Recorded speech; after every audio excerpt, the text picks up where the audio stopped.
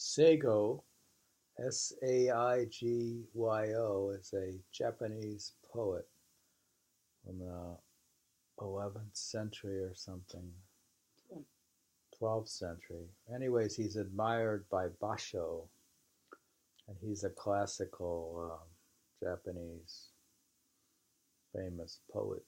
We're going to read selected poems of Saigyo with multiple translations, but we have DLB translator.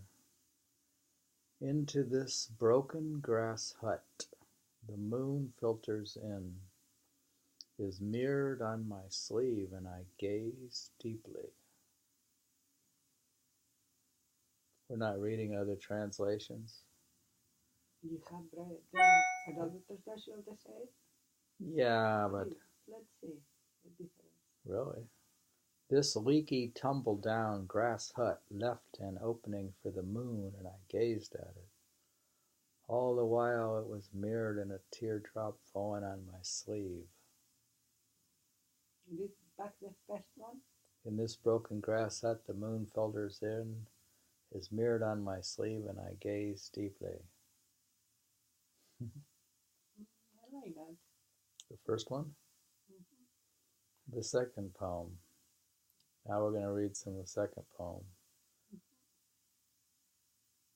There, scattering unseen, yet my heart returns, cherry blossoms. They seem to be a sign that I'm not what I was long ago. We liked that one and not the others. Yeah. So let's go to the third poem. Entering deeply, reaching, searching out the depths of the pathway of the gods, high above, over all, a mountain peak with pine wind.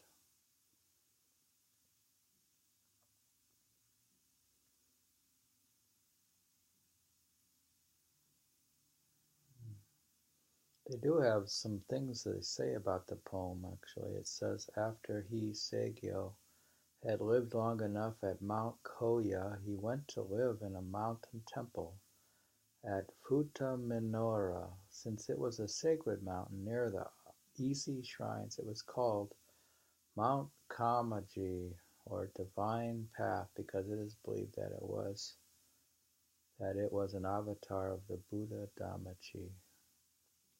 Poem 4. Note, says the preachers of the Dharma chapter of the Lotus Sutra, if a man devotes to the Lotus Sutra a single moment of rejoicing on him too, I confer the prophecy of Anuttara Samkaraka Bodhi. Here's a poem.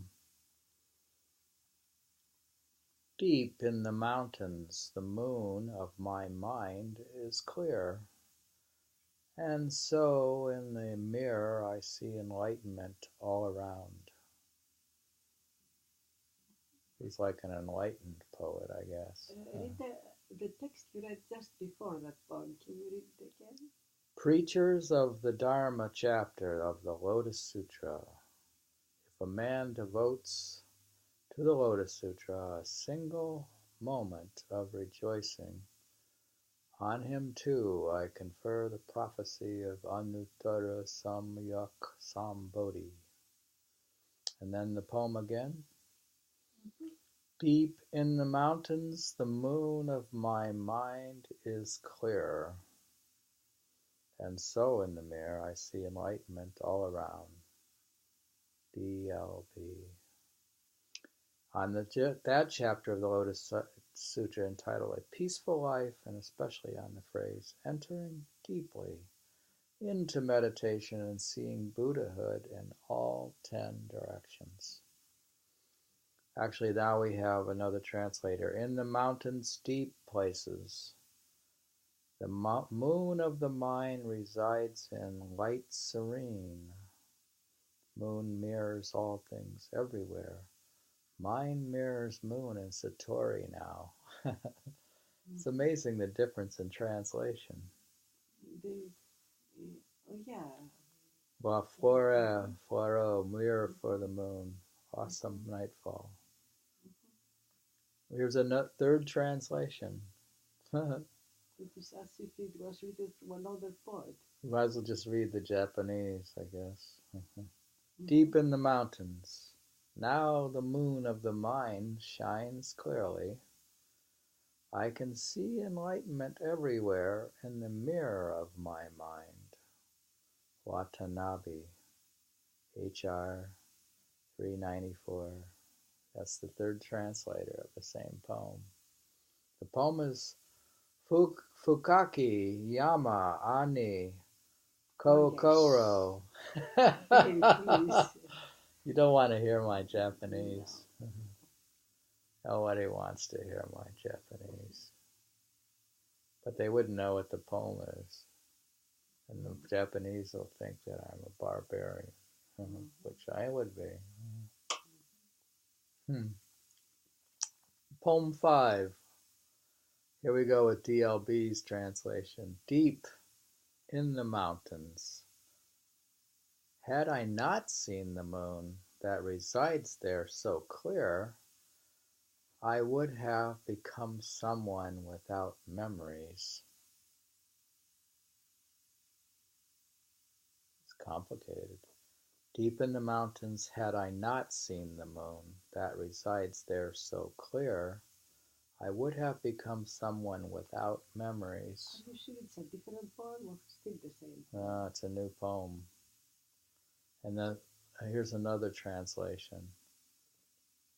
Passage into dark mountains over which the moon presides so brilliantly.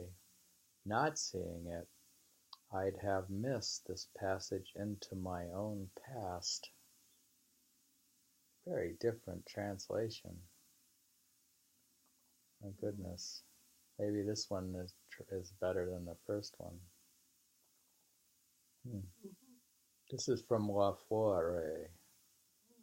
Awesome Nightfall. I don't know if that's a French guy.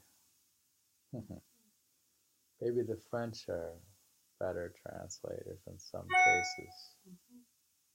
cases. Poem 6. A tree on a cliff, rising by an abandoned field. From it a dove's call, mournful to its mate, desolate nightfall. DLB. The second translation is, an ancient field, and in the sole tree, starkly rising to its side, sits a dove, calling to its mate, the awesome nightfall. From La Foire, Awesome Nightfall. 65. I think the first one I prefer. Yeah. The third, now you have a third one. Old field run to ruin, and in the sole tree, starkly rising on a bluff, sits a dove mourning its mate, the awesome nightfall. From La Flore, Mirror for the Moon, 49b. Here's a fourth translation. In a tree that stands on the crag by abandoned paddies, a dove calling to its companion in the desolate twilight. From Burton Watson, Poems from a Mountain House, 154. There's the fifth translation. Oh, that's enough. No, I'm going to finish. In a tree standing beside a desolate field, the voice of a dove calling to its companions, lonely, terrible evening. Keene, AJL 196. Okay, now you don't read every poem 5 times. Well, I don't learn very. I'm very slow in learning. No, read the same poem. If I read it 100 times, there's a chance. Read the Japanese translator and the French. Yeah, but we've seen that they're untranslatable. Okay, here's DLB. He always comes first. Poem number 7. Withered winters, desolate, mountain village, the moon's clarity itself has become aware. Read it again. A withered winter's desolate mountain village. The moon's clarity itself has become aware. The Saigyo is very advanced, dear. Mm-hmm. Yeah. Here's another translation. Winter has withered everything in this mountain place. Dignity is in its desolation now, and beauty in the cold clarity of its moon. From La Flore, Here for the Moon, 25B, Awesome, Nightfall 94. Poem 8. Were the world without a falling blossom or the clouded moon, I could no longer live in sad longing. Remember how Basho said that the only thing that you should see is a flower, and the only thing that you should dream of is the moon. Mm-hmm. So an enlightened person, that's all he sees. And here he's taking, if we read Saigyo again, were the world without a falling blossom or the clouded moon, I could no longer live in sad longing. Mm-hmm.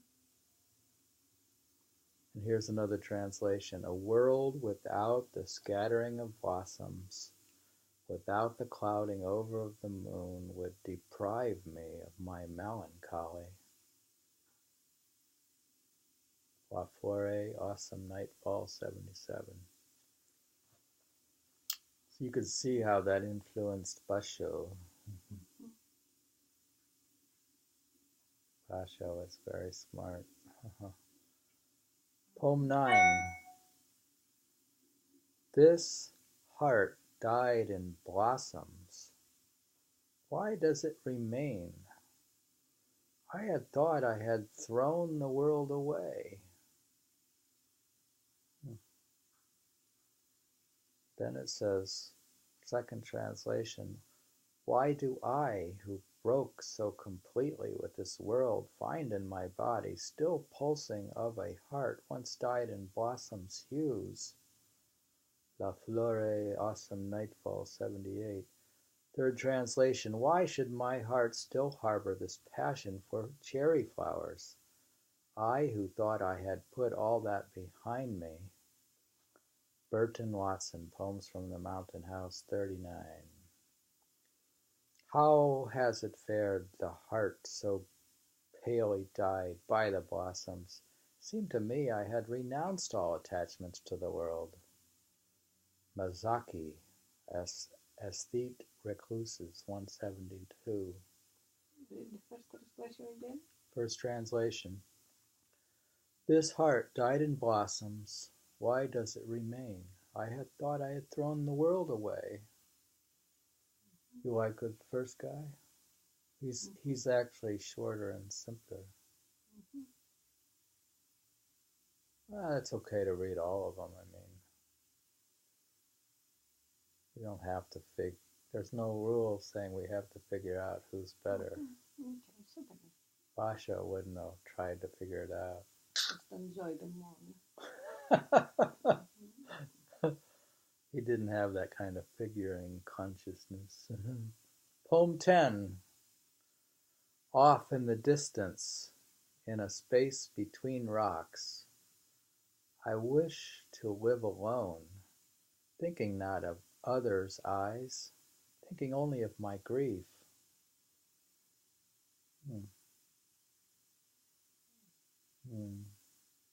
He just wants to think of his own grief. We're reading from Saigyo. Saigyo is the 12th century Japanese poet, admired by Basho, and a classic, I don't know if it's haiku. Haiku is just a word. It's a poetry, short poetry, apparently. And it's from the uwosh.edu, uwosh.edu, Saigyo Poetry PDF.